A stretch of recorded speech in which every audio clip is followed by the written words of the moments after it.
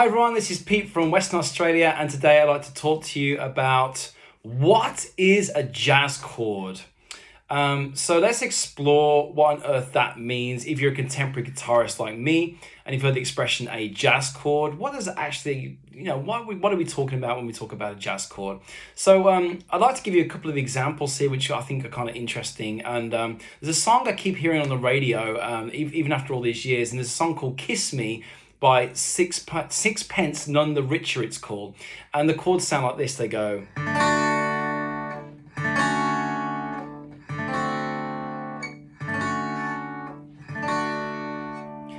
It's really kind of interesting because it's actually all in the key of D, but it changes the voicing all the way through those three chords. So let's start off with the first chord here. It starts off with a D. Everyone recognizes that shape.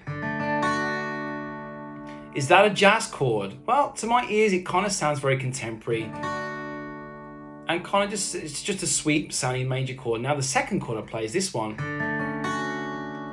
Is that a jazz chord? To my ears, it's starting to sound a little bit more like a jazz chord, and I wonder why. We'll explore that in a second. Here's the next one.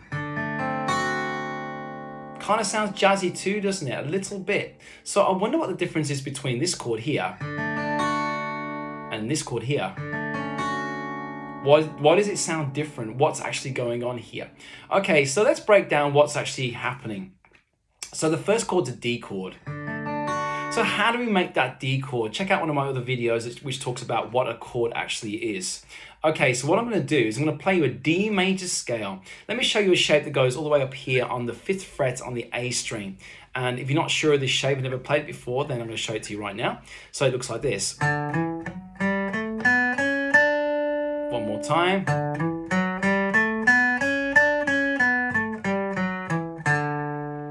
So I'm starting off with the second finger on the 5th fret on the A. I'm going to reach up to the 7th with the 2nd and 4th fingers. Now go first finger 4th fret on the D, second finger 5th fret on the D, and 4th finger on the 7.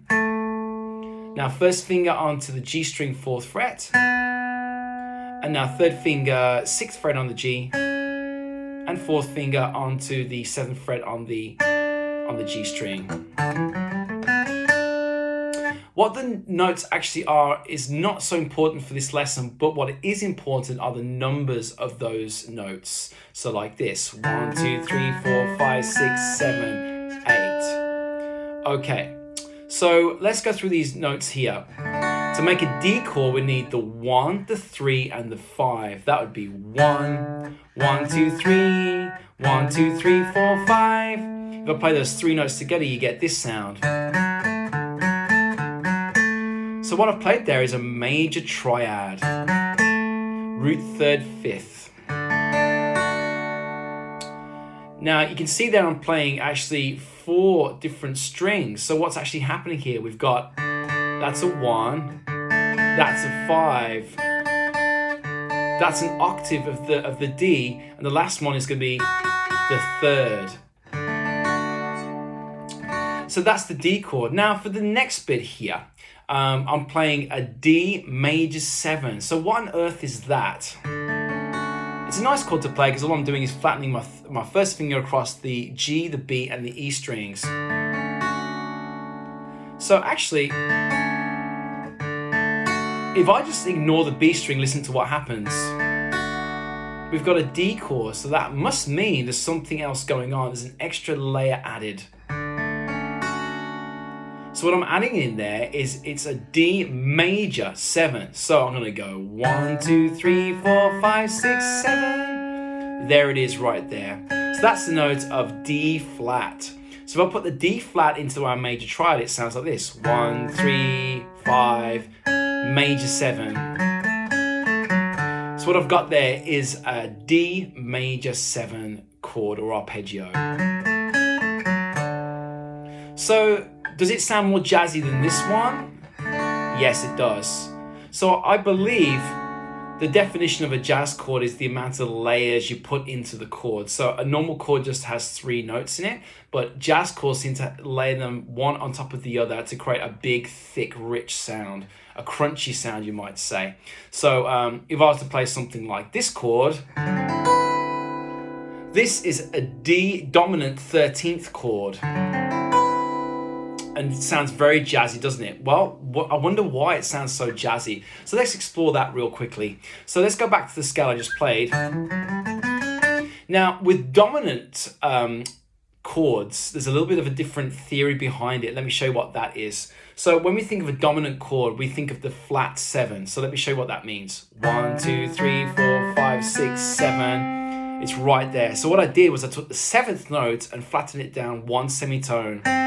So what we end up with is something called a Mixolydian mode. Sounds like this. 1, 2, 3, 4, 5, 6, 7. Okay, so what's a Mixolydian mode, you might ask? I might do a video on some modes later on, but in other words, the Mixolydian mode is the 5th degree of a major scale. So I guess it'd be like playing, let's see, 1, 2, 3, 4, 5.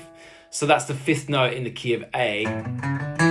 So if I played that note there, starting from this spot, but carried on with the same shape, it would sound like that. So it's kind of like a major scale, but it's got one modified note in there, which is the flat 7. Okay, so let's see what's going on with the dominant 13th I just played there. Well, it's built upon dominant sounds. So you might have heard a D dominant 7th, which in fact is the 3rd chord in the song I just showed you, Kiss Me. So it goes, there it is there. You might know that shape. It's another one of those chords that does crop up in all sorts of different styles of music, including jazz and contemporary stuff. But what's actually going on there? Well, let me show you. So it goes 1, 1, 2, 3, 1, 2, 3, 4, 5, 1, 2, 3, 4, 5, 6, flat 7. I flattened that 7th note down 1 semitone. 1, 2, 3, 4, 5, 6, 7. So that gives you a root 3rd, 5th, flat 7, like that. So what you have there is a dominant 7th arpeggio. And that's what creates the D dominant 7th sound.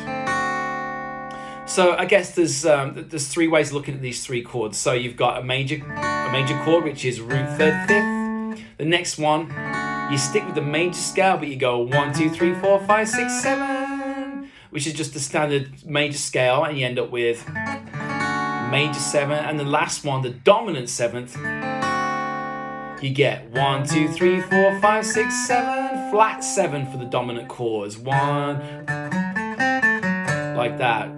Root 3rd, 5th, flat 7. Okay. Now the cool thing is about that Mixolydian mode is you can extend it and add even more layers. So the next one I want to show is the dominant 9th. This one's used in lots of jazz and blues.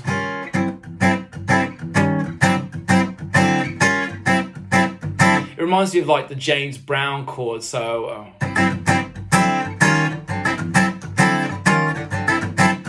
or maybe something like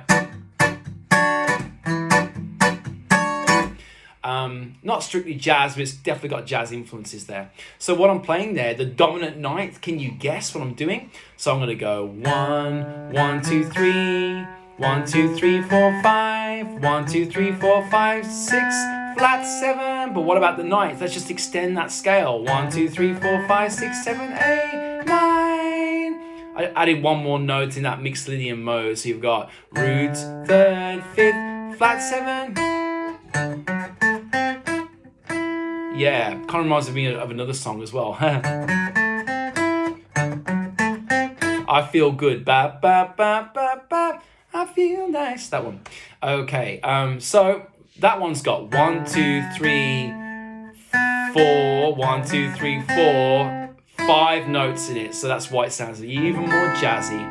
Okay, but what about the dominant 13th? Well, yes, you've guessed it. We're going to extend it all the way up to the dominant 13th note. But where's that? Let's check it out. So 1, 2, 3, 4, 5, 6, 7, 8, 9, 10, 11, 12, 13. There it is. So there's a dominant 13th. So that would be root 3rd, 5th, dominant 7th, dominant 9th, dominant 13th. Yeah, so you got 1, 2, 3, 4, 5, 6. So there's 6 notes in a dominant 13th chord. And one last thing, how would you use a dominant 13th chord? Well, it's a beautiful chord to use as like a suspense, a suspension, and a release. So, for example, if I was playing in D, that's the 5th degree of the G. So check this out. If I went and back to a G major 7. So it's like suspense and release. And there it is. Okay, I hope that was helpful and kind of give you some insight on what a jazz chord actually is. I'm not the best jazz player in the whole world, but I do find that kind of theory a little bit interesting. So thanks so much. I'll catch you next time. Take care.